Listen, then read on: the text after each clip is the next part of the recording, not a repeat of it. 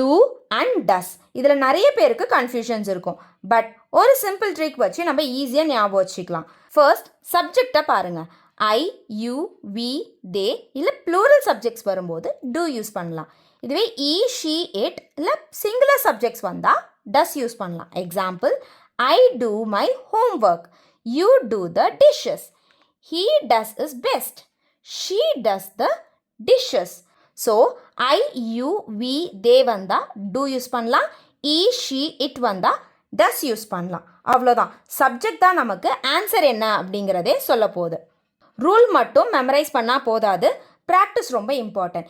இந்த ஒர்க் ஷீட்டில் children do or does choose பண்ணலாம், ஃபில்லிங் த பிளாங்க்ஸ் பண்ணலாம், தென் circle the correct sentence, correct the mistakes, subject sortings, and followed by make your own sentence, mixed challenges. இந்த மாதிரி நம்ம practice ரெகுலராக கொடுத்துட்டே இருக்கும்போது குழந்தைங்க ஈஸியாக வந்து புரிஞ்சுப்பாங்க. ஸோ எப்போவுமே ரூல்ஸ், எக்ஸாம்பிள்ஸ், ப்ராக்டிஸ் இந்த மெத்தடில் டீச் பண்ணுங்கள். இந்த வீடியோ உங்களுக்கு யூஸ்ஃபுல்லாக இருந்தால் இந்த வீடியோவை சேவ் பண்ணிவிட்டு ஃபாலோ பண்ணிக்கோங்க.